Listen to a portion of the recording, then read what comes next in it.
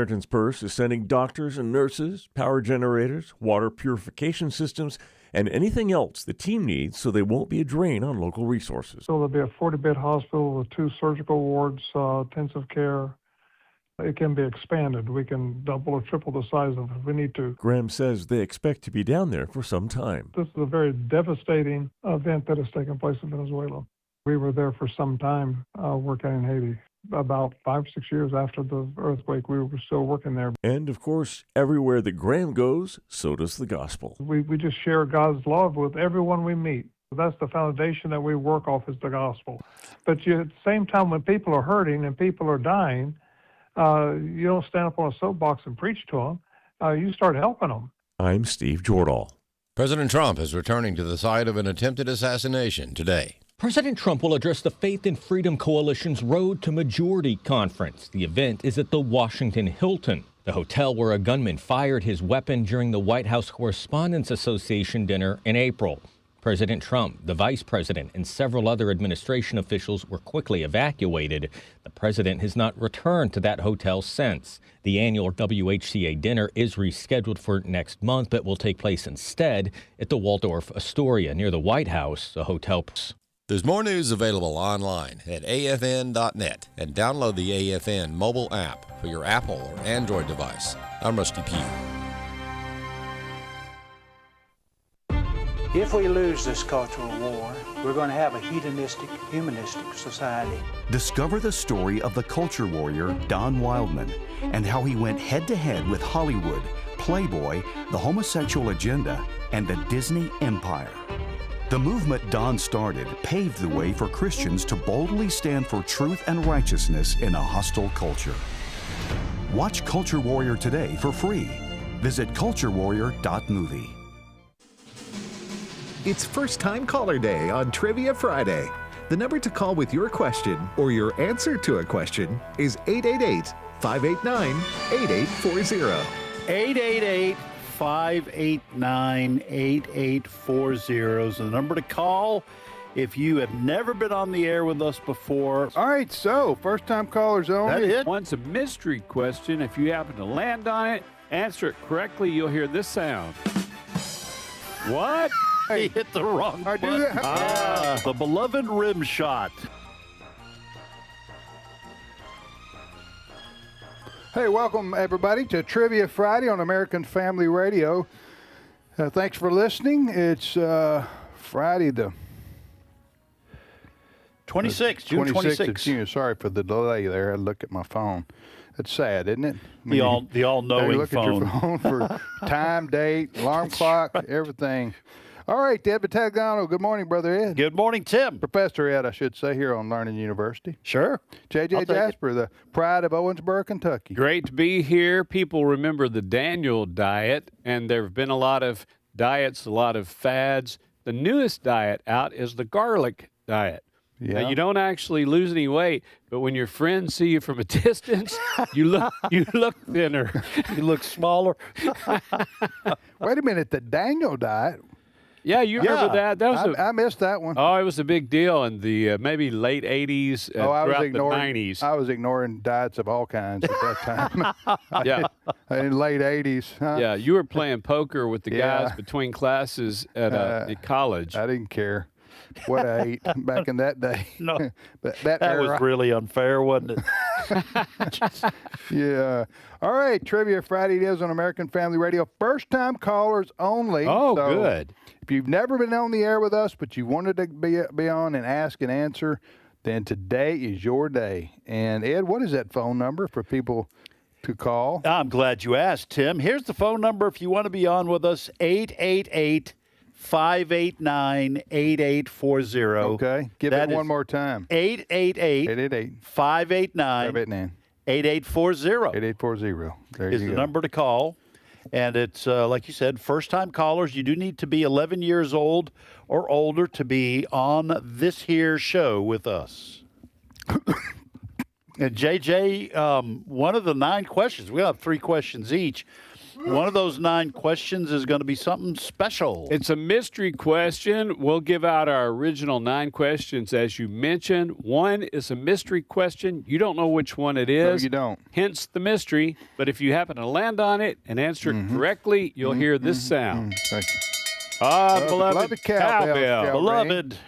You're going to win a great T-shirt. It's newly designed. Tim Wildmon is holding it up for those of you who are watching as well as listening. Ed, how can people watch the show? Well, they can go to Facebook or YouTube and search for Today's Issues. That's the name of this show, Monday through Thursday. You can also search for The Meaning of Life there. You can I don't know what you'll get on YouTube. You may get some wacky stuff, but you don't know what kind of answers you'll get, but you can search for The Meaning of Life. Yeah. Or you can go to our own streaming service. It's a streaming platform, stream.afa.net, stream.afa.net. If you want to look at, if you don't have access to video or you're just listening, but you do eventually want to take a look and see what these T-shirts look like, you can go to our online store.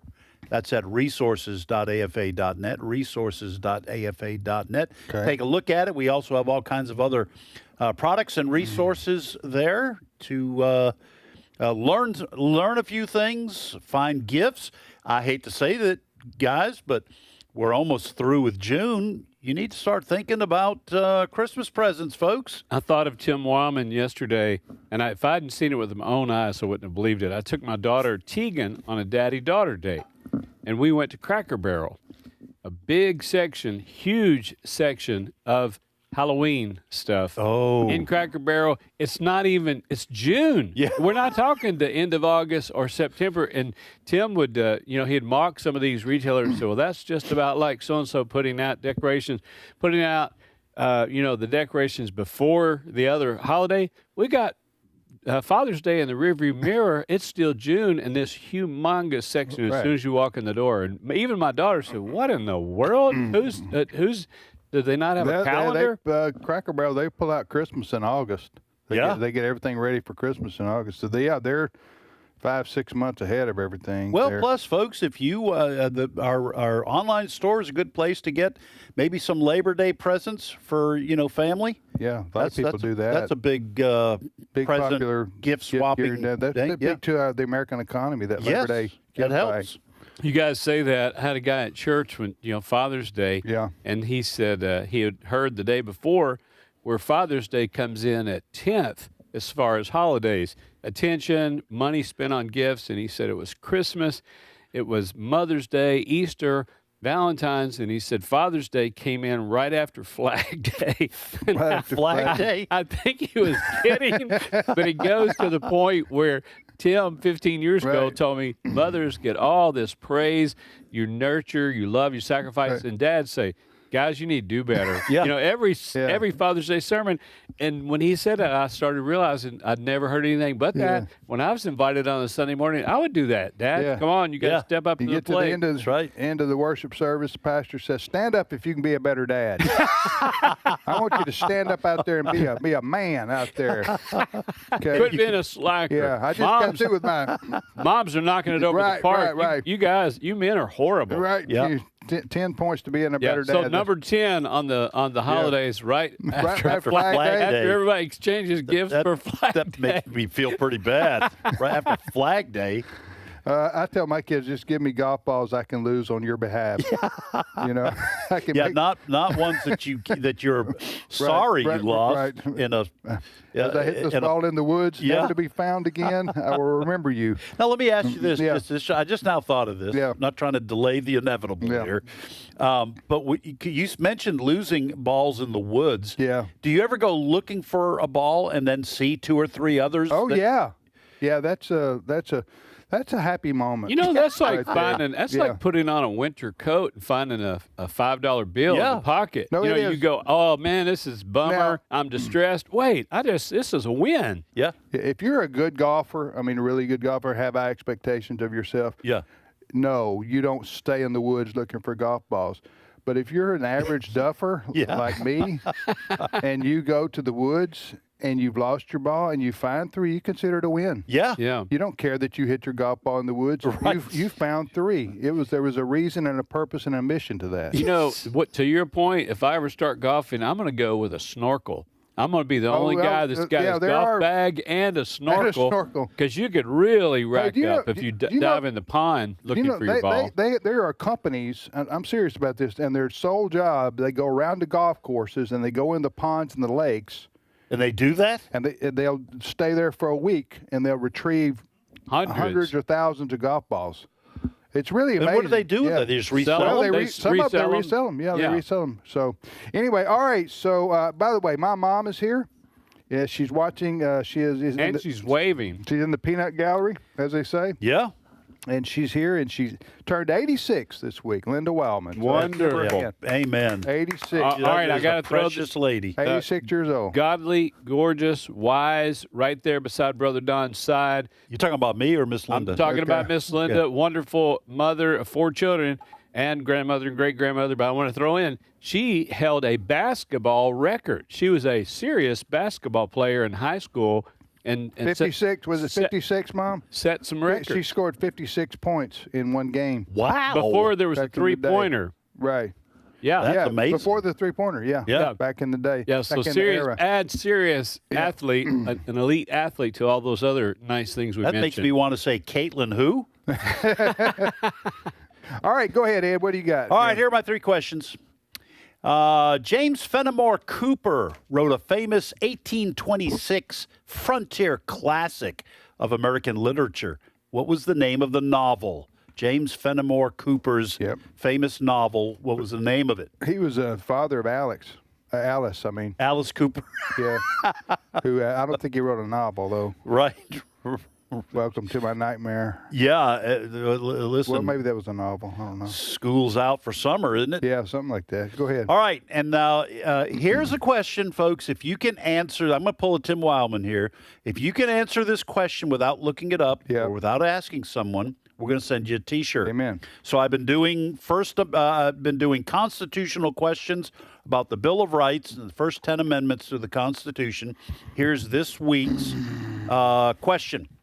What 5 rights does the First Amendment to the Constitution protect?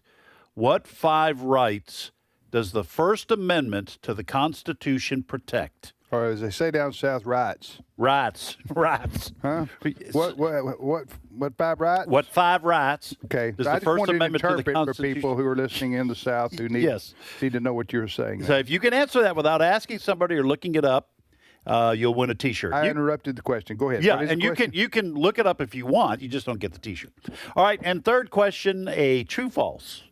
In 1932, the Australian government launched the Great Emu War to annihilate emus, which were devastating farmers' crops. Wow. Is that true or false? The Great Emu War in Australia to annihilate emus. Is that true or false? Disappointing. Here's what I've got. First question, Bible question. Who was the wife of King Ahab? Yeah. Who was the wife of King Ahab? Second question, what is the dentist question? What is the name for a human third molar? What is the name for a human third molar? I played that in high school. The third molar? Mm-hmm. I was the third molar. I never did get to start. You weren't on the first chair. No, I wasn't on the first chair of molars. And boy, when you were out there on the field with the marching band playing the third molar, that was a sweet sound. Wildman. I named mine, by the way. I named mine Billy Bob. Billy Bob Molar? Yeah. Third question, muscle car question. I've been throwing in some car questions. All right. So the Roadrunner, the Barracuda, and the Duster were all muscle cars under what brand? You know, like Ford or Chevy. You know, when you say, hey, the Roadrunner, the Cuda, and the Duster, you know, it's interesting that you'd say that. You did it better. So there's my 3 questions. Okay, here are my 3 questions. Number 1, how many live crusades did Billy Graham hold? 200, 300, or 400? Wow. How many live crusades did Billy Graham hold over his illustrious career? 200, 300, or 400? Any of those answers is impressive. I know. Number 2, what was the highest rated TV show of the 1950s? I'm talking about overall. The whole decade? During the decade, overall, what was the highest rated television show in the 1950s? And number 3, listen carefully. We were talking about immigrants to America. Were we? Well, we've been talking about that as part of our 250th celebration. Ah, okay. Yeah. Because we had to have people come here or we wouldn't be talking today. Gotcha. Somebody had to kick the Indians off their land, right? Well, that's what I'm getting to. Listen carefully to this question. The majority of white Americans trace their ancestry back to Great Britain. Okay, a majority. By Great Britain, I mean England, Wales, and Scotland. Okay, so set that aside. All right. That's where a majority of white Americans trace their ancestry to. Now, my question is, what are the next 3 places that white Americans trace their ancestry to? That's a really good question. Does that make sense? Yeah. It does. Okay, so there you go. Let's go to the phones. All right, we're going to go to Texas first out of the gate. And Avery is on the line, 12 years old. Avery, welcome to Trivia Friday. Hello. Hello, Avery. Welcome to the program. Where do you live in Texas? In Texas. Okay. In Kettner, Texas. Good. You want to ask, answer, or do both? Can I do both? Yes. Which question you want to answer? Can I do the Bible question? Here we go. Who was the wife of King Ahab? Jezebel. Yes. Are we clapping for Jezebel? No, Yeah. we're not clapping for Jezebel. We're not clapping for Jezebel. Okay, I didn't know. I was kind of awkward there. We're You know what I'm clapping for saying? Avery. She was Okay. horrible. We're clapping that Avery knows the Bible and is reading the Bible. Jezebel of Sidon, one of the worst, most wicked, horrible women. Whoa. To this day, people do not name their daughters Jezebel. Where Jezebel of where? Sidon, I think. But yeah, Where were the other Jezebels from? That's a good question. Jezebel from Boston? Jezebel from Brooklyn? In Brooklyn? Right. Yeah. But she, if you remember, I get Elijah and Elisha mixed up, but I think Elijah and at the Baal, the Mount Carmel, the battle there, and after defeating 450, or maybe double that, then Jezebel said, before this day's over, I'm going to kill Elijah. And then he took off and ran from her after, being... Well, he was flat worn out. Nothing. Well, that's what it was. Yeah. I mean, huh? Right. So he was all tuckered out. But she was horrible. But anyway, and she's right. Yes. Our caller, Avery, is correct. And cheating that man out of his vineyard and all the false prophets and getting him killed. Yeah. Hey, way to go, Avery, knowing your Bible. What's your question for us? I actually have a joke. Okay. We're ready. What did the DJ call his son? What did the DJ call his son? Skip. Why you say Oh, that? I like that. I'm just, I'm sure it's wrong. But yeah. Are you spitballing? I was spitballing. Yeah. I give up. What's the answer? Eric. What was it? Eric? Yeah, Eric. Eric. Maybe the sound that it makes Is that when you're... you talking about the sound of the record? Yeah. Yeah. Oh, okay. That's good. All right. Avery, you're too young to remember this, but maybe for the grandparents that are listening, this is pretty bizarre. When I was a baby, because I'm a DJ. Yeah. When I was a baby, I was vaccinated with a phonograph needle, but it didn't affect me none. Affect me none. Hey, have you ever played? Raindrops keep falling on your head. By BJ Thomas. You ever never? BJ Thomas. Have you ever played that backwards? We can't say the lyrics on air. You ought to try that sometime. Yeah, it's kind of weird, eerie. Anyway, thank you, Avery. Thank you. She started it out good. Answered a Bible question. Had a nice little DJ riddle. Yeah. All right, you're listening to Trivia Friday on American Family Radio. Tim, Ed, and JJ, we thank you for listening. You can watch the show on YouTube, Facebook, or our streaming service, which is what, Ed? Stream.afa.net. Stream.afa.net, our streaming service. Any of those are available to you. Just type in Trivia Friday, I guess, or today's issues. Type in today's issues, and you'll find the live video stream there. I think we're also on X. Is that right? On X. So go ahead. Who's next, Ed? All right, we're going to go to Georgia this time around, and Georgia. Teresa is on the line. Teresa, welcome to Trivia Friday. Hey, guys. Thanks. Hey, good morning, Teresa. Thanks for calling. Where do you live in Georgia? I live in the big city of Leesburg, Georgia, which is just north of Albany, Georgia. I've been there. I did a pregnancy resource center banquet there 5 or 6 years ago. Did the Amazon man? Is that Amazon man at your house there, Teresa? What's going on? Your dog's barking in the background. No. Yes, I know. No, we're dog sitting our grand dog for the weekend, and we have 4 of our own, and so they just have a ball together. Now, Teresa, you seem like you got a bubbly personality, so I'm just going to throw this out there. It's June. Okay. So I'm asking, have you been to a wedding? Do you have a garden?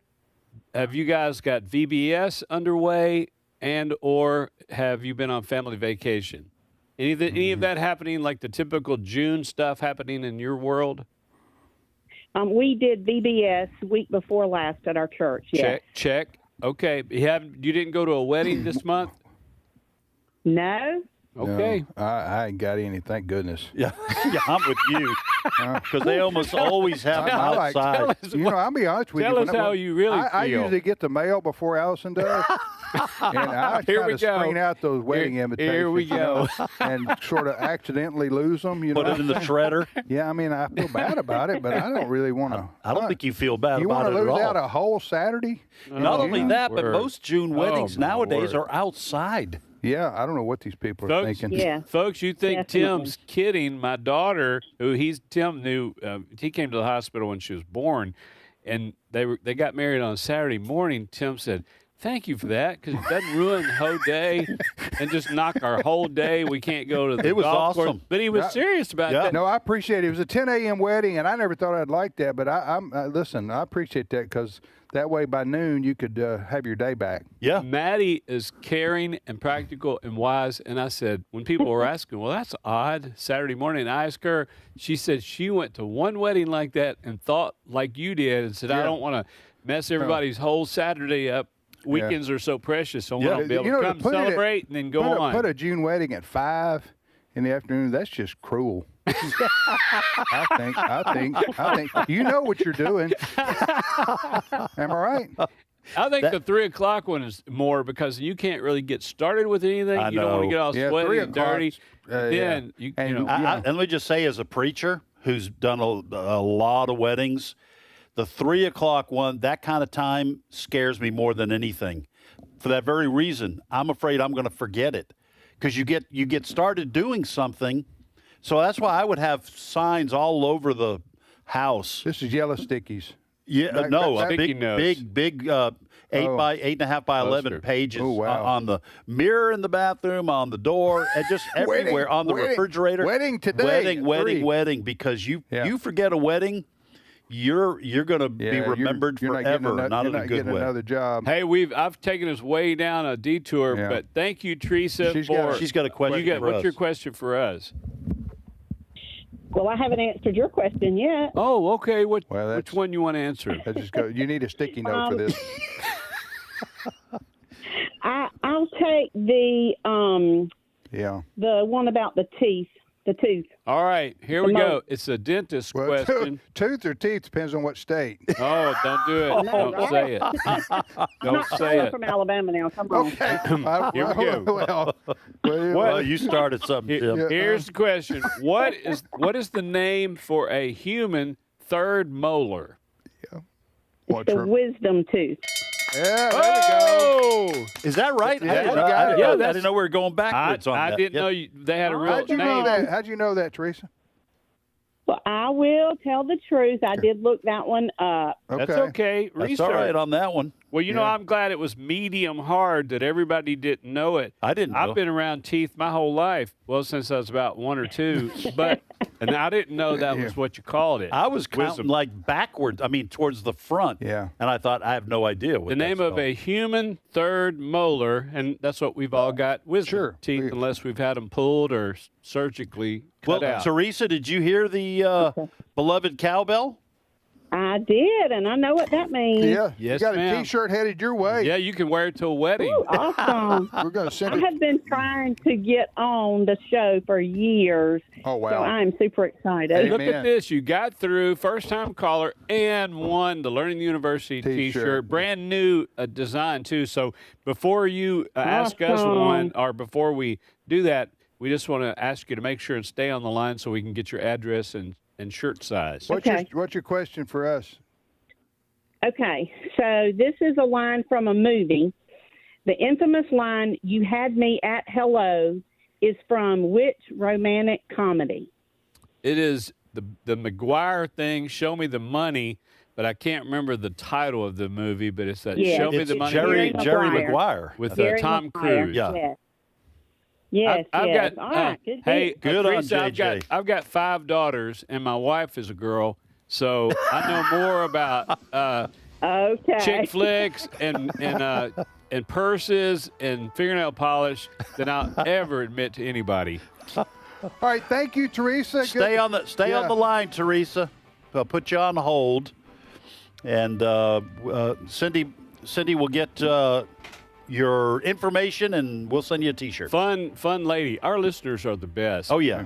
We'll be back momentarily with more of Learning University. Stay with us.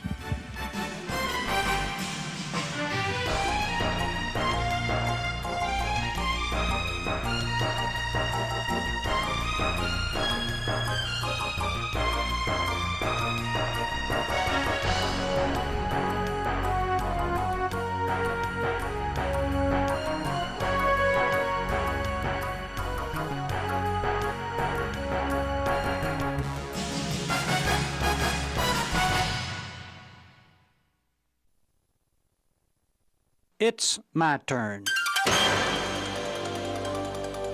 Here is your host for My Turn, Don Wildmon.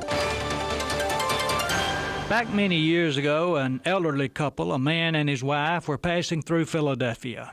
Being tired and the night half gone, they searched for a hotel where they could get some rest.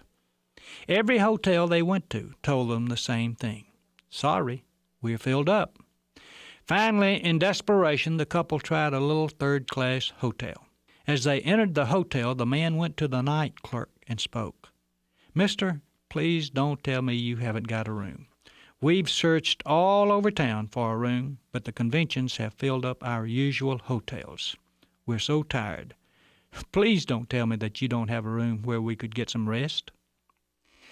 The night clerk looked at the couple, saw how tired they were, and then spoke. "I'm so sorry, sir, but our hotel is completely full." The expressions on the couple's faces turned to disappointment. They started to walk out. Then the night clerk spoke again. "Sir," he said, "I have a room which I'll not be using tonight. I have the night shift and will be working all night. It isn't a fancy room, not as nice as the others, but it is clean, and if you wish, I would be happy for you to be my guest for tonight." Well, their faces lit up with gladness. Their disappointment was turned to happiness. The woman spoke. "God bless you, young man." Feeling like $1 million, the clerk showed them to his room. Next morning, the couple went to eat breakfast.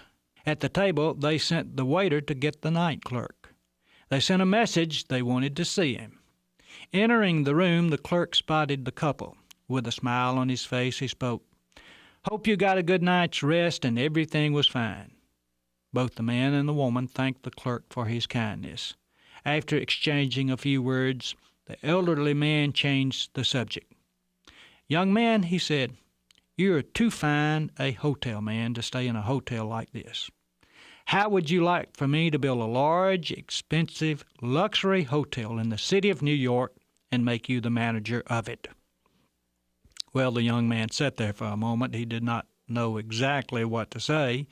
He wondered if the gentleman's mind was right.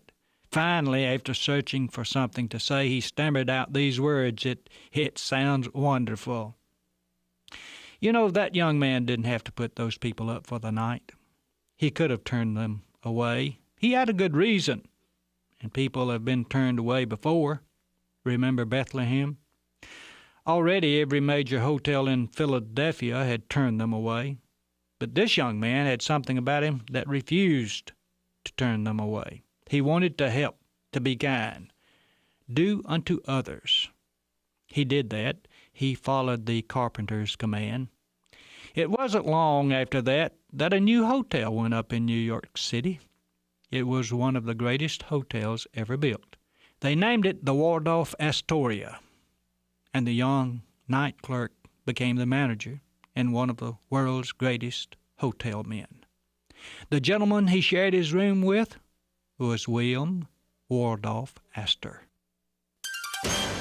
This has been My Turn with Don Wildmon, a production of the American Family Association. Hello, everyone. Tim Wildmon, president of American Family Association and American Family Radio. We are going to Italy in March of 2027. We're also going to Greece in March of 2027, and we're doing those tours back to back if you want to do both of them. In Italy, we'll be going to Venice, we'll ride the gondola and see all the sights there, and we'll go to Pisa and walk on the Leaning Tower of. If you fall off, we're not responsible. Also, we're going to Rome and see the Sistine Chapel and the Colosseum and all the catacombs. We'll see all the sights of Rome. And in Greece, it's the Footsteps of Paul trip, so the places where Paul went in the Bible mentioned in Greece. If you want information on any of these tours, go to tours.afa.net, tours.afa.net, tours.afa.net. Trust the Lord with all your heart and don't depend on your own understanding. Remember the Lord in all you do, and He will give you success. Proverbs 3, 5, and 6. American Family Radio.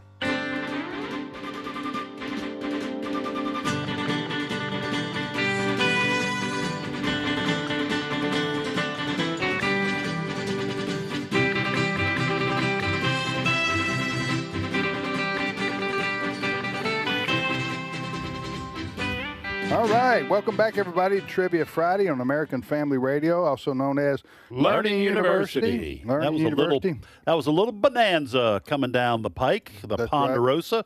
Not a real place you can go to, but hey, speaking of going to places, JJ, where are you headed? Let's see. This summer, my wife and I are doing a. We're going to go over the whole summer. Speaking at a marriage retreat. I got Campbellsville, Kentucky Pregnancy Center banquet, but the closest thing, Thursday night, July the 23rd, I'm teaming up with Johnny W., Christian comedian. I saw a thing with him and Tim Hawkins. Hilarious. Johnny W. Sounds like Johnny a spy. W., but I'm opening for him. So you get 2 comedians for the price of 1. Well, 1.5 comedians for the price of 1. July the 23rd, Green Valley Baptist Church in Pontotoc, Mississippi. It is a ticketed event. Ah. Well, you're not a half a comedian. You're a full-fledged comedian. I'm just going to let folks know. If you've been a long-time listener to the show, you know JJ's very funny. His stand-up is hilarious. So. Well, laughter is good medicine. I love to see people laugh so hard that they're just crying, and it's fun to see people laugh. Yeah. All right, give your questions, Ed, and then JJ. All right, here are my 3 questions. James Fenimore Cooper wrote a famous 1826 frontier classic of American literature. What was the name of that novel? Second question, and if you can answer this without asking anybody or without looking it up, we'll send you a Learning University T-shirt. Mm-hmm. What 5 rights? I said 5. Okay. What 5 rights does the First Amendment to the Constitution protect? Third question, in 1932, the Australian government launched the Great Emu War to annihilate emus, which were destroying farmers' crops. But is that true or is that false? It didn't work because one of them became a TV insurance star. Liberty, liberty, liberty. Yeah. So here's the deal. You got all these granddads sitting around talking about World War II and being in Vietnam. And then you got the granddad gathering his kids up around his knee there on the front porch saying, let me tell you about the Great Emu War. Scoot up close, kids. You're going to want to hear every detail of this. Here's what I've got. First question, muscle car question. Yeah. Roadrunner, Barracuda, and Duster are all muscle cars. Were all muscle cars under what brand? You know, Ford, Chevy. You know, what was the Roadrunner, the Cuda, and the Duster? They were little rascals too, weren't they? I think they were. Second question: what fruit? I gotta add some new ones. What fruit was originally called the Chinese gooseberry? You go in any grocery store, you're gonna see this. It's under a different name. And that's what I'm looking for. But originally, it was called the Chinese gooseberry. Wow. Even our vegetables and fruits are made in China. See, they started making their inroads a long time ago, subtly. Third question, let me add one more. Medicine conversion chart question. Everybody, they lay awake at night hoping for a question like that. I've got one on my wall. How many milliliters is in a teaspoon?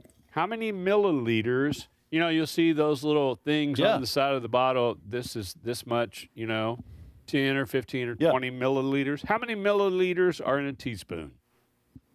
Wow. Where would you find that conversion, like on the internet? Can you find that? Oh, yeah, you can find AI will on tell you in a heartbeat nowadays. Yeah, Okay. Siri, she Okay. knows it off the top of her head. I have a chart on my wall right next to the, the periodic that converts table. teaspoons to absolutely. milliliters? Yeah, all that. That'd have been very important to me. That'd have been a good thing for you to have in the middle of the night when you started chugging that cough medicine that you thought, since it's for children, it'd be okay, but it was adult size because your child was like 100 pounds. That was 25 years over. ago, but still, I feel the effects today. It was the night just real quickly, it was the night I decided my kids were young and I was coughing my head off. And I went to the, where Allison kept the medicine. Yeah. And it was prescription cough medicine. But my kids were young. I mean, like 8, 9. So surely it's under. a children's dose. Yeah. So I'm thinking, I can't even read this, really, and I'm too sleepy and I just want to go back to bed. I'm tired. You didn't know milliliters and teaspoon. I didn't factor that. We've all done this. We've all just guessed, and so I just started to take me a couple of chugs. A couple of chugs of cough medicine, of children's cough medicine. Yeah. That can't hurt an adult. Am I right? Well, I think we're about to find out. So I wake up like an hour later, and things are crawling on me. I feel like feel his fingers. I'm hyperventilating. So I wake up, Allison, what's going on here? Get them off. Get them off. I took You're the able to cough see medicine. around corners. Yeah. So I took the kids to school. I'm still feeling crazy. You know how just crazy. You drove? I drove. I In that know. condition? But the thing about it was things were crawling. I felt like things were crawling. I have no idea called what her you're and I talking said, about. I don't know what's going on. I may have to go to the doctor because this is the weirdest. She said, "What did you do?" I said, I drank some cough medicine. That's all I've done. Right. She said, "Well, the cough medicine. What cough medicine did you drink?" I said, "Well, it's one of the kids' cough medicines that we've had. It's in the thing." And I said, "Well, how much?" She said, "You do know that's an adult cough medicine because they weigh over a certain amount of pounds." So, did you know see. doctors do this? They go on pounds. They don't go on 6, 7 years old. No, I did not know that. They go. So I'm drinking. So I chugged. I chugged straight up. How much more? Codeine laced. Yeah. It had codeine? Well, yeah. All my This cough was medicine- This was prescription cough medicine? Cough medicine, yes. That's what I've been saying. I thought it was over the started. counter. I thought it was. No. Didn't you hear me 3 minutes ago? I wasn't listening to that part. I said prescription. Anyway, I didn't mean to. Sorry, JJ. That memory came back. But he to got me. his stomach pumped. He's here today. Yeah, I'm here And today. he's living happily ever after. And I learned a lesson from that. only chug half of what you think you need if you're doing prescription cough medicine. Wow. All right, here we go. Here are my 3 questions. Number 1, how many live crusades did Billy Graham hold? 200, 300, or 400? That's what I want to know the answer to. Here's the second question. What was the highest rated television show in the 1950s? Everybody knows the name of this show. It was black and white, 1950s. And third, if you can answer the question I'm about to give, and we will send you an AFR T-shirt, a Learning University T-shirt, if you can answer the one I'm about to give. So, a majority of white Americans trace their ancestry back to Great Britain. And by Great Britain, I mean England, Wales, and Scotland. That's where a majority of white Americans trace their ancestry to. Now, here's the question. What are the next 3 places that white Americans, the most white Americans trace their ancestry to? Does that make sense? Yes. I Okay. love the Let's go, Ed. Greenland question. Let's go. All right, we go. Greenland. All right, we go to Mississippi. I'm greenish. I'm greenish. I'm greenish. After drinking cough medicine. Yeah. Mississippi, and Francis is on the line. Francis, welcome to Trivia Friday. Hello. Hello, Francis. Where do you live in Mississippi? Hello? Yeah, can you hear? Okay. Can you hear us? I'm down on the coast in Pass Christian, a little Good. town called Delia. Yes. All right. My wife's from Gulfport, so I know right down there where you are. That's God's country. Yeah. Well, Francis, you want to ask, answer, or do both? Well, I'll try to do both. Okay. Somebody took my one I thought I really knew was Jezebel, but I'll try the muscle car question. Oh, okay, good. Well, here's the question. The muscle car question. Roadrunner, Barracuda, and Duster were all 3 cars under what brand? I'm thinking it may have been a Pontiac. No, ma'am, but that's a good guess because you had Pontiac Firebird, you had Pontiac GTO, and the GTO was one of the very first muscle cars, and some of these others, they tried to start scrambling and say, we've got to compete. Now, that was a good try, but not Pontiac. Well, Francis, what's your question for us? Well, I was so excited. This first time I called in and I got through of ever trying, and I didn't think about even having a question for you guys. That's okay. So You're kidding. I just came up with one. I just came up with one on the fly here. All right, we're ready. Here it goes. Can you name the 2 most devastating hurricanes that have hit the Gulf Coast? And what years were they? The Katrina. Hold on, Yes, Francis. We're going to talk amongst ourselves. Katrina, and then there was one. I think Camilla. No, it wasn't Camilla. Don't embarrass yourself. Camille. Yeah. Camilla. Well, says the guy from Boston. First of all, Camilla. Thank you for saying don't embarrass yourself. Because I'm going to do it for you. I thought you were looking at me like, Camille? you're telling me don't embarrass Katrina, yourself? what year was that? Okay, I got the answer 2005. to this. 2005. Go ahead. Yes, Tim. you're correct.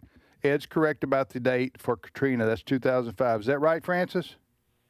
That's right, for Katrina. Okay. Now, Hurricane Camille, I want to say it's 1969. I was going to say 68. 60. You might be right. But I don't know. I'm going to throw a little personal thing. My father-in-law, Lowry Anderson, rode that one out because they're so used to, hey, this is going to be the big one. I'm tired of hearing that. It'll be fine. He rode that out, and you could drive and you could see ships, shrimp boats and things that were way inland from that. Camille. But I forget what year it was. I'm going to. I'm going to go with Tim. 1960. So I don't embarrass myself. It's either 68 again. or 69. Yeah. All right. What's the answer, Francis? You're absolutely correct, Tim. It's 69. Way to go, boss. 5 Katrina and 69 in Camille. What? And yes, I was a kid, I'll say, in Camille, which we rode it out, and then as an adult, rode out Katrina. Neither those one are was scary. fun. How far are you from the? How far are you from the coast, from the actual water? 5 miles. 5 miles. Oh wow! Because the water for the Katrina, we went down there 3 months afterwards. But didn't the water come in like half a mile or something? Oh, Like a wall of more water? than half a mile. more than because- half- Well, in the community where I live, it's called Delia, Okay. and we're surrounded by water, Yeah. the Bay of St. Louis and Wolf River, and we're like 5 miles away, but some of these inland rivers and Yeah, we're waterways, flooded. it pushed all the way. Wow. Yeah, there was some bad devastation close by me. Wow. I got It some was fr- very close to I-10. Yeah, yeah, Well, exactly. in Bay St. Louis, the water did get up and close I-10. I remember that. I got yeah. some friends together. We went down a week afterwards, took a semi-truck full of mattresses, took a bunch of fuel. 4 of us buddies went down. And for Camille? For Katrina. Katrina. And, boy, you're just talking about the bridges wiped out, everything, just all the trees, the buildings. It was just devastation. That birthed 8 Days of Hope. And that's It 8 did. Days Steve Yeah. Tiber. That's exactly All right, listen, right. Francis, thanks so much for your call. We appreciate it very much. God bless you, and glad you were able to get through. Francis listening on the Mississippi Gulf Coast. Hey, You were li- real quick. Yeah. So people that live on the coast that ride those out, that's what my wife would do. She said they'd fill their bathtub up with water, so you'll have drinking water. You know your electricity is going to go off. She said they would look in the backyard and watch the ground heave. These trees would sway and the ground would heave. And I said, why in the world would you say here? She said, well, that's what people say about people that live in the tornado alleys or people that live where there are fires, in California. So everybody's got kind of a thing like, why would you live in a place where this happens? That you can say that to people living in Montana or Wyoming about the winters. Yeah, but the thing about it is the winters happen every winter, right? and the hurricanes happen every 10 years. So you can, unless you live in Lafayette, Louisiana, Yes. which it's annual. Yeah, well, hurricane season, they know they're going to get them pretty routine. Yeah, there, you're right. No, the coast. threats are always But there. yes, yeah, that's yes. what you're saying. All right, you're listening to today's issues, Trivia Friday, I should say, on the American Family Radio Network, also known as Learning University. Who's up next, Ed? We're going to stay in Mississippi, and Terry is on the line. Terry, welcome to Trivia Friday. Hello. Hey, Terry, how you doing? Hey, it's actually Carrie with a C. Okay. Hi, Carrie. Carrie. Okay, well, we just changed your name, though. Okay. No, I'm Well, just kidding. No, Carrie with a C, thanks for calling. Where do you live in Mississippi? I live in Corinth. Okay. Yeah, about an hour from us here. Yep. In our studios, and nice town there, Corinth. A lot of Civil War history. Been there many times. I eat at that Italian restaurant downtown. So, in Corinth? Yeah. What's the name of it, Carrie? Vicari. Yeah. Vicari. Yeah, they got some great food. I've actually never eaten there. Yeah, you ought to try it sometime. All right, Carrie, well, answer, or both?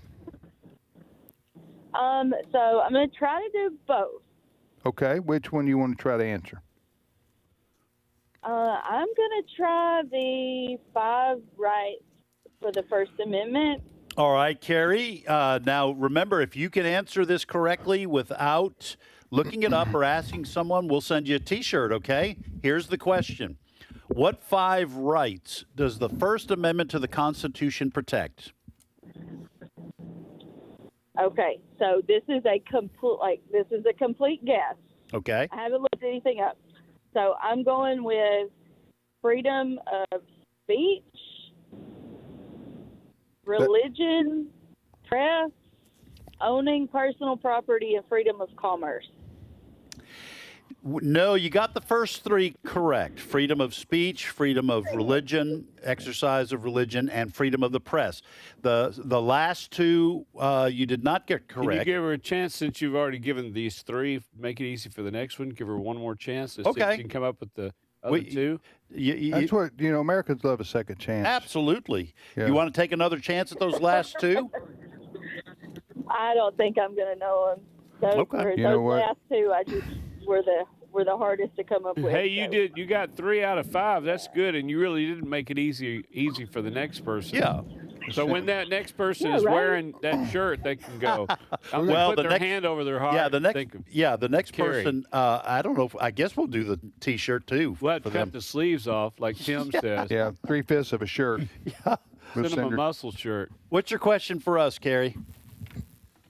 Okay, so we're actually on our way to the Diamond Youth Softball State Championship for my daughter's All-Star team. Wow! Oh, wow! Wow! Congratulations. That is. What's your daughter's name? impressive. What age group? Her name is Finley, and it's the 12U. Okay. Hi, Finley. Hey. So where's the tournament?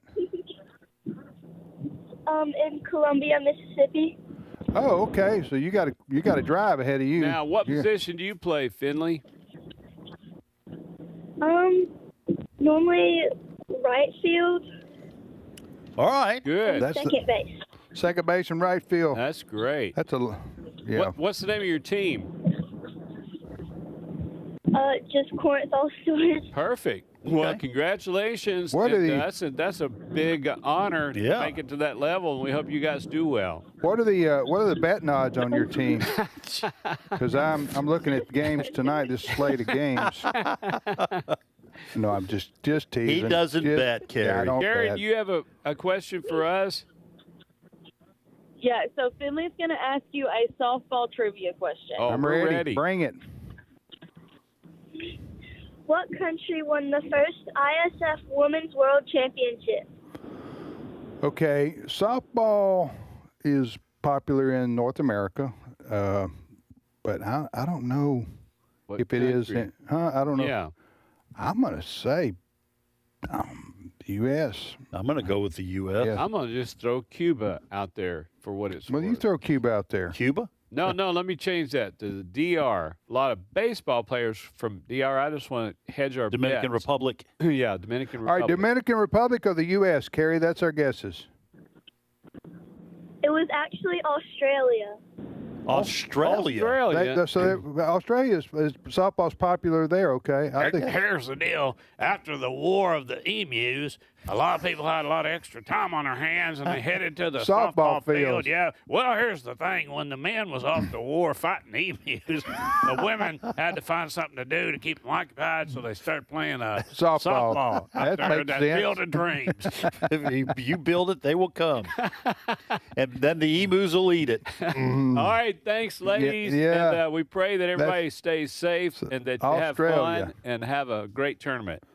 Australia, I know they play Australian rules football and rugby's big over there. Rugby, isn't it? yeah. Little different softball rules because they use boomerangs. That shouldn't be allowed. But who am I to Yeah, say that's how right. people, if they got should their- play softball. Yes, right. Wrestling, kangaroo wrestling. Kangaroo. is a big Boxing, deal. boxing kangaroo. Yeah, you feel like you're wrestling when they get on that tail and start getting those hind legs after you.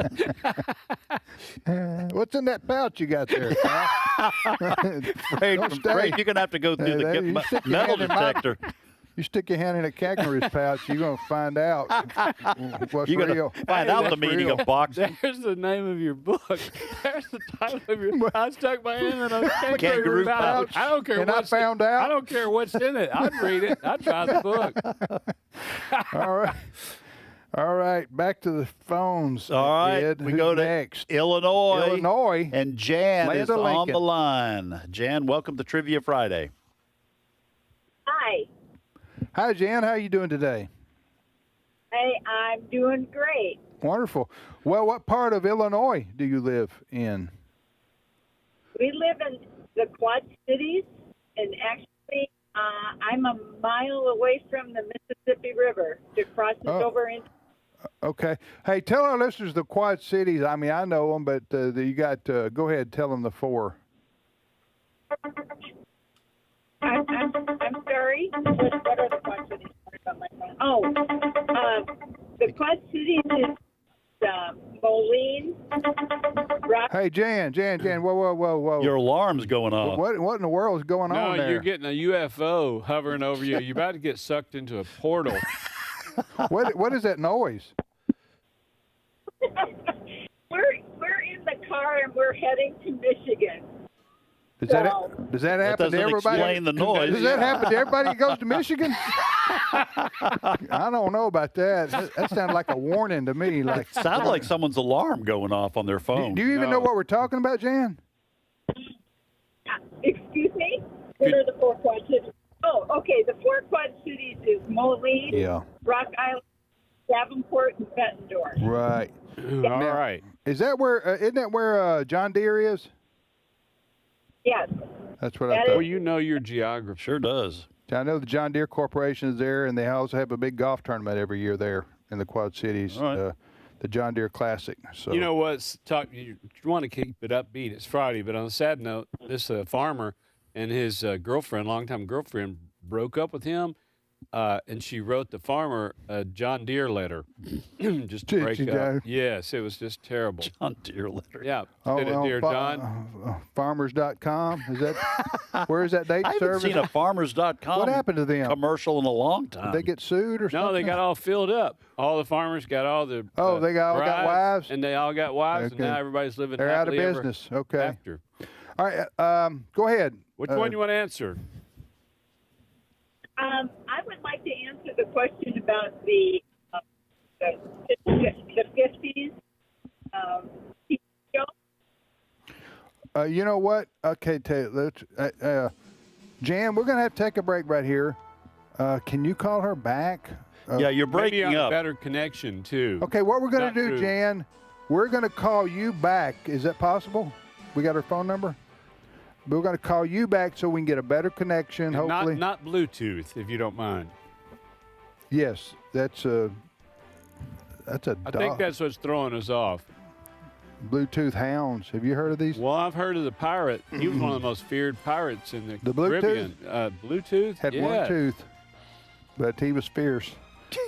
He was able to hold that knife in his mouth with that one tooth. That parrot on his shoulder. You can see it, can't you? Parrot on swinging his from shoulder. rope to rope over into the other ships to get all that loot. Yes. All right, we'll be back momentarily. We'll go back to the Quad Cities in Iowa and get Jan back on the phone. The views and opinions expressed in this broadcast may not necessarily reflect those of the American Family Association or American Family Radio.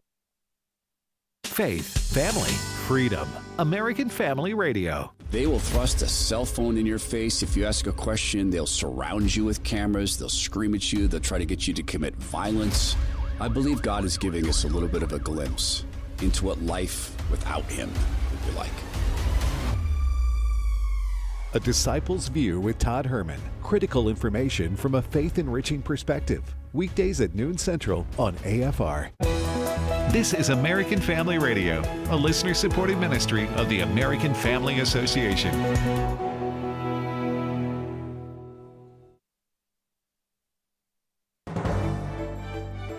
American Family News, I'm Rusty Pugh. People in Venezuela and abroad are desperately searching for loved ones after two powerful earthquakes struck Wednesday night. The 7.2 and 7.5 magnitude quakes caused widespread damage and were among the strongest to strike Venezuela in more than a century. The official death toll rose to 235 last night, and the number of casualties is expected to climb. The Trump administration insists Iran will never have a nuclear weapon, but Iran has yet to agree to any deal that forces the regime to end its pursuit of nuclear capabilities and uranium enrichment. Vice President J.D. Vance laid out and defended President Trump's long-term objectives in Iran. He says, we came what we set out to do. We created incredible diplomatic, economic, and military leverage. Let's use that leverage to go and accomplish an even bigger win for the American people. That's what he's asked us to do. It's not over yet, but so far so good. The Texas Education Board will vote today on a required reading list for more than 5 million public school students that includes Bible passages. If approved by the Texas State Board of Education, the reading list would take effect in 2030. President Trump canceled a scheduled signing ceremony for the bipartisan 21st Century Road to Housing Act, citing the failure of the Senate to pass the Save America Act. The president has labeled the election bill a national emergency, demanding that lawmakers prioritize its passage over the housing legislation, which otherwise has broad support. House Speaker Mike Johnson has expressed confidence that the housing bill will ultimately be signed within the legal 10-day window, suggesting the delay is a tactical move to maintain pressure on the Senate. There is a frustration the president has expressed about the unwillingness of Senate Democrats to do anything that follows common sense and follows public opinion. This is a 90-10 issue that you should have to have photo ID and be a citizen to vote in American elections. An immigration activist says 2 cases won by President Trump regarding border enforcement should never have reached the Supreme Court. As we have reported on AFN, by identical 6-3 votes, the High Court handed President Trump 2 victories. It ruled that he can turn back asylum seekers at the southern border, and he can immediately halt the temporary protection from deportation for Syrians and Haitians. Mark Krikorian is executive director of the Center for Immigration Studies. Neither one of these cases should ever have reached the Supreme Court. They're both preposterous. The asylum case basically asserted that someone who isn't in the United States yet is in the United States. The point was whether people who are still in Mexico can claim asylum in the United States, even though they're not in the United States. So the idea that there were 3 justices who voted the other way is alarming, actually. But Krikorian says it comes with a warning that a future Democrat president can reopen the border. Democrats don't believe in borders, period. This is becoming the mainstream view among Democrats. Krikorian says Congress must act when it comes to temporary protected status.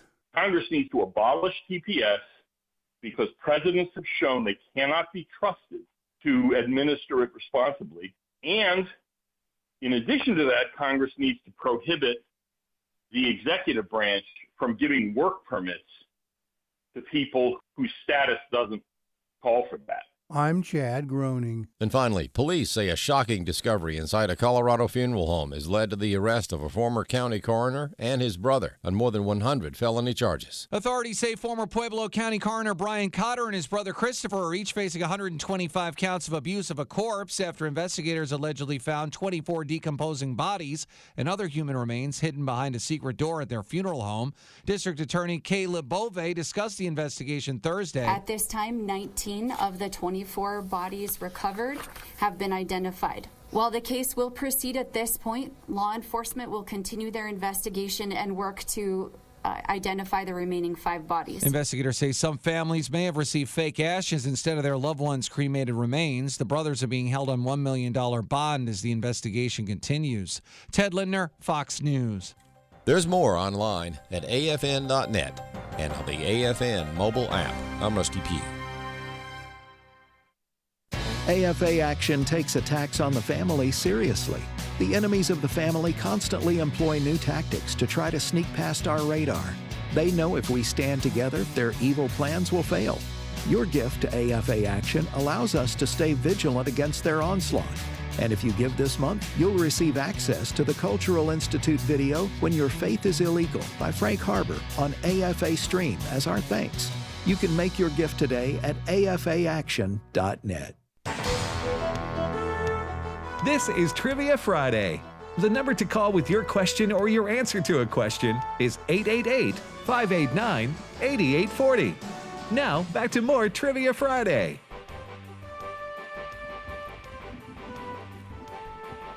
Hey, welcome back, everybody, to Trivia Friday on American Family Radio. Tim, Ed, and JJ. We go back to the phones. We're talking to Jan in Iowa. Quad Cities of Iowa. See if we got a better connection. Jan, you there? Yes, I am. Okay, wonderful. Where were we? Okay, which question do you want to answer, Jan? The question of the 50s for the TV show. 50s for the TV show. Yes, Jan, here's the question. What was the highest rated TV show for the 1950s decade? I am going to say Lassie. Okay. That is a very good guess, and it was also in black and white. The correct answer is I Love Lucy. Oh, I thought you'd keep it. Save it. Yeah, forget that. Forget what I just said. Really, I'm not going to. It's a mystery. Lassie is incorrect, is all you're saying. Well, yeah, Lassie, I Love Lucy was, go ahead. It was the #1 show of the 1950s. Lassie's probably top 10. Yeah, I remember watching both of them. Also black and white. Yeah. Right. And I don't know how many times Timmy got stuck in the well. But, or stuck somewhere stuck in a somewhere. mine, Somebody had a joke about somebody, Lassie Bark. Timmy's stuck in the well again. Yeah. All right. What's your question for us, Jan? Okay, we're driving back to Michigan, so my daughter is with me, and she would love to ask you the question. All right, we're ready. What's your daughter's first name? Cammy. Tammy. Cammy. C-A-M-I. Cammy. Yeah, not to be confused with the hurricane. Yes. Right. Yeah, Hurricane Camilla. Yeah. All right, go ahead, Cammy. What's your question? Okay. This is for JJ because he's got that book, Moses was a basket case. Yes. Right. That So may why not help me exactly answer any questions, though, but go ahead. So why is he a basket case? Well, because... it's a riddle. Is it a riddle or is it a for real Bible question? It's kind of a riddle. Oh, okay. I was going to say because his mom put him in that basket and coated it with tar or pitch and and let it float down the river there. Let's see. Why is Moses a basket case? A riddle. It's going to be something me, I'm obvious on the after world's they- worst. Tim's the riddler. Tim, what comes to mind? Well, I have to dissect the question. Okay. I mean, huh? Yeah, all right. So I'm going to need to write it down. Oh, okay. Well, I don't think we have time for that. Why? but- It's a riddle. You have to think methodically. Well, Am I right? Logic go in right there, ahead. Then be a... JJ and I will Well, sing since while we- you... Since we, quote, don't have time. Okay. All right. I'll just skip it. What's the answer, Cammie? Because he was a baby in denial. He was a baby in denial. I like that. That is Baby funny. in denial. Baby in denial. That's good. I like that. Way to go. Well, ladies, Yeah. be careful on Yeah. your trip. And thank you for listening to AFR. Glad Yeah. you're able to get in with first-time callers. So, because what was it? Give me that one. I got to use that one. Yeah, that's good. Because- Why was Moses a basket case? Because as a baby, he was in denial. In denial. In denial. I like that. Yeah. Hey, you were talking about Lassie? Yeah, Do I we have was. time for me to tell a smart dog joke? Sure. All right. So this bird dog, that people talk about how smart, and the guy was asking $20,000 for him. So the guy said, I need to take him out, test him. Went out. Sure enough, the dog barked 3 times, 3 birds flew out. Then he went around this edge of this piney woods, and he scratched 5 times. 5 birds came out. He said, boy, they weren't kidding. This is such a smart dog. Went behind this hedgerow, came out, had a branch in his mouth, and he's shaking his head, falling down, shaking his head. He said, oh, my goodness, that thing's gone mad. And he just felt terrible about it, but he had to put the dog down. Took it back to the guy, and he's like, what in the world? He said, yeah, wait. He was off to a great start.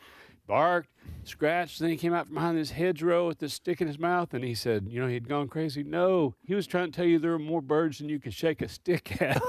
Oh, wow. So he put the dog down? Put the dog man. down. That's the sad part of the Yeah, joke. it's just But you can kinda ignore dark. that part. That's the part of the joke that makes it not funny, though. Well, he had insurance on the dog, so it was all. It all, it all comes worked out out in in the end, wash. except for the Sure. dog. The dog sprang up, said, just kidding. I was just playing with you there. All right, so here we go. Let's go back to the. I tell you what. We'll do our questions for the last time. Last time, and then we won't have to do them anymore. And then we'll go take a slew. I said a slew of phone calls. Slew. Go ahead. All right. Okay. James Fenimore Cooper wrote a famous 1826 frontier classic of American literature.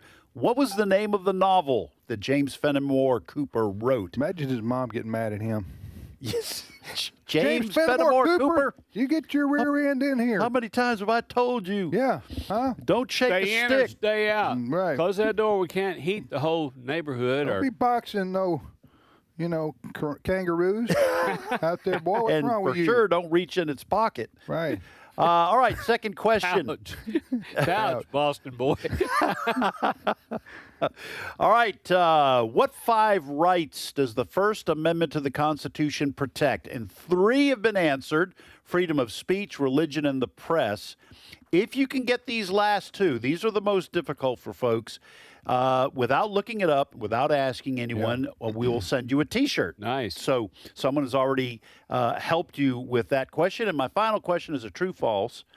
In 1932, the Australian government launched the Great Emu War to annihilate emus, which were devastating farmers' crops. Is that true or false? Here's what I've got first, a muscle car question. Roadrunner, Barracuda, and Duster are all muscle cars under what brand? Someone had a good guess, Pontiac, but that was incorrect. So Roadrunner, the Cuda, and the Duster, what brand were they? And then second question, what fruit was originally called the Chinese gooseberry? And it's one you can go to any grocery store. You see this fruit, it just goes by a different name. What's the name these days? Third question, a medicine conversion chart question. How many milliliters are in a teaspoon? Yeah, that's going to be answered. Hey, all the moms that are measuring stuff and know that, Sure they know those things. So the previous question prior to that was the what, and the what muscle cars? Oh, so the Roadrunner, okay, the Barracuda, and the Duster. So it's not, like it's kind of like, is it a Ford or Chevy? What brand? So I got one for you. Okay. The Roadrunner, the Barracuda, and the Duster all went into a bar. Okay, that's off to a good start. Isn't that a good? Yeah, it is.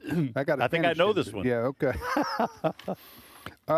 So, when you guys were doing the meep meep at the front of that, the Roadrunner, they gave $50,000 to Warner Brother for the rights to use the cartoon, the likeness, and to have permission to do that. $50,000 in 1968.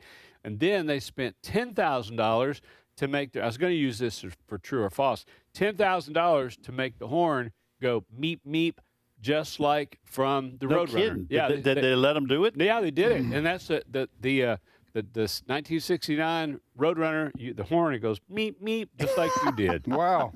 That's little extra trivia. Yeah, absolutely. Here are my two questions. How many live crusades did evangelist Billy Graham do? Live crusades. 200, 300, or 400? You want to just give us the answer like you did I Love Lucy? Thank you for reminding me of that blunder, of that mishap, that unfortunate situation. Here's my second question. The majority of white Americans trace their ancestry back to Great Britain. Okay, that would include England, Scotland, and Wales. That's what I'm calling Great Britain. So a majority of white Americans trace their ancestry back to there.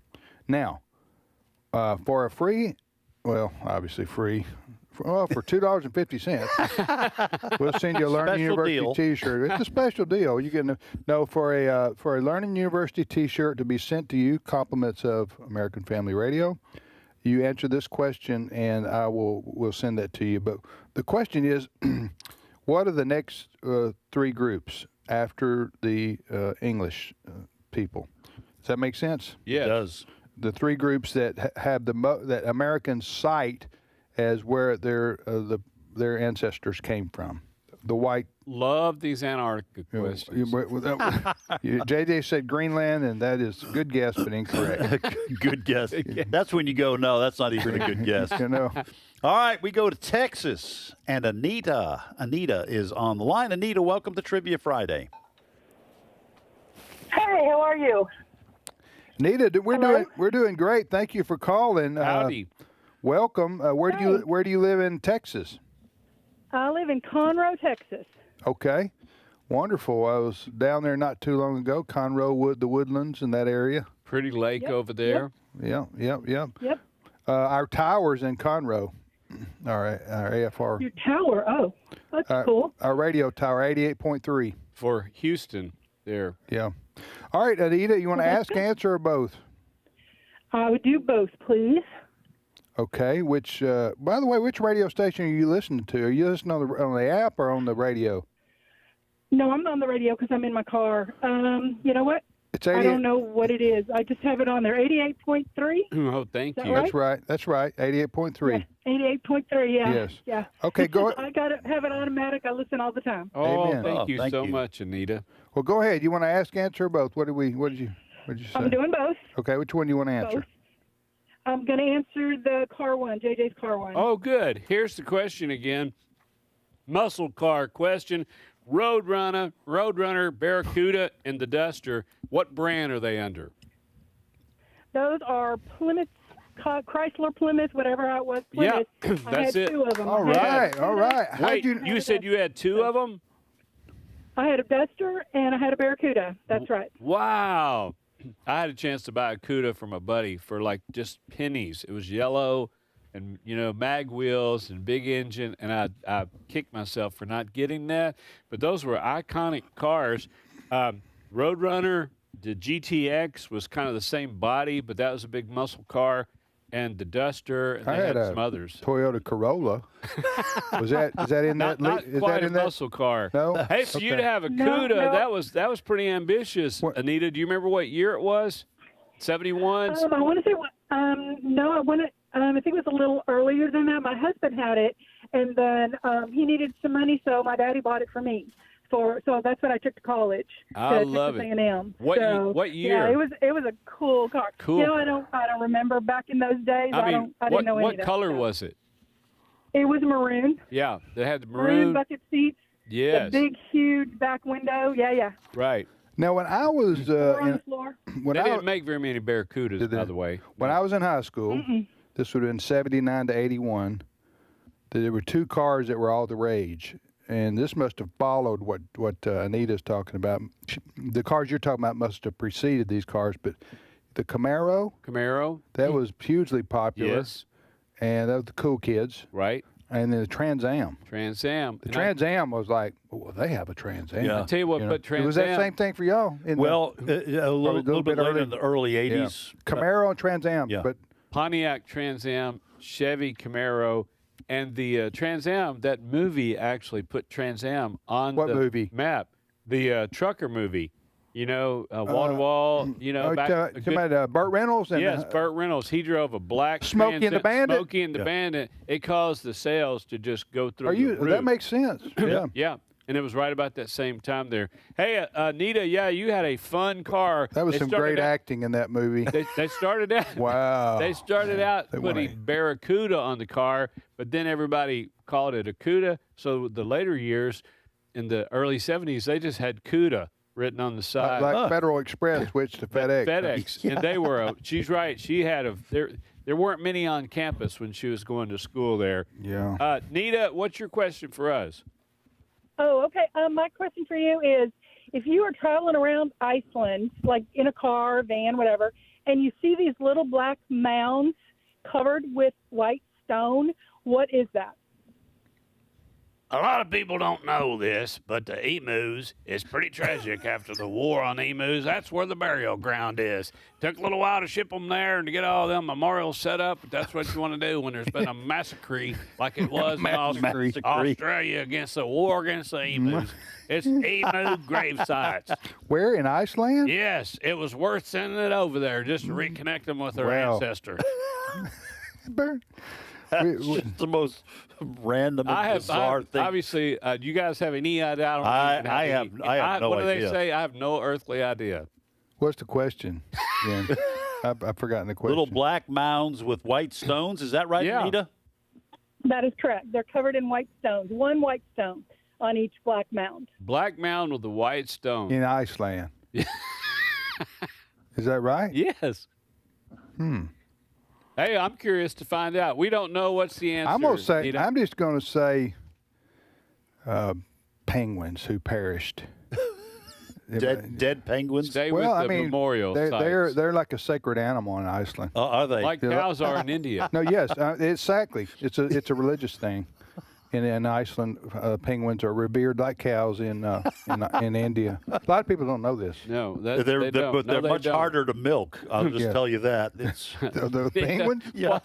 What's the answer? Penguin milk. You go to Starbucks and say, I want a black coffee with just a little bit of penguin milk, and see what kind of look the barista gives you. All right, Nita, Milk and a cat. what's the answer? The answer is those are little baby ovens. You know, Iceland is a geothermic island, and so they're little baby ovens, and they cook rye bread in those little baby ovens. They dig it up, put the the raw dough in the ground, cover it with the black rock, and put the little white stones, and they know where it is. You're just driving around and see that? Or you can just stay in America. And go to the grocery store. Right, go to the grocery store.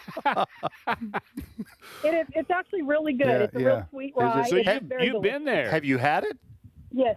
Yes. Wow. Yes, both. Been to Iceland and had the rye bread. It was kind of one of our tour things.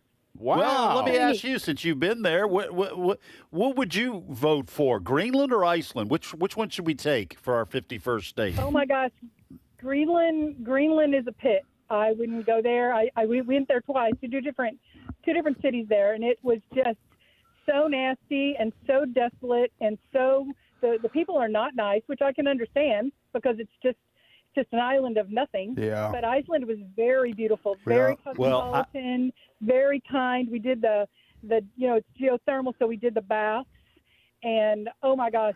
You never heard the Incredible. expression You ever get a trip? Iceland is an Iceland? You've never heard that? I'm not. It's their traveling motto. I do want to apologize to all our listeners on the island, on Greenland. Yeah. All our many dozens of listeners. Well, she's just giving an honest opinion. That the opinions expressed on the show, not necessarily the opinions of us here. You asked her. I know. You asked I'm just teasing Anita. I doubt we have a single listener on the island of Greenland. Well, they're probably going to agree with her. Nita, what's the answer? Oh, you told us about about the little bread cooking in the little ovens. You said rye bread? Is that what you said? Yep, rye bread. It's a sweet rye, very, very dense, but you eat it with right out of the little oven. They go get it with a shovel because you can't walk on it because the sand is like boiling.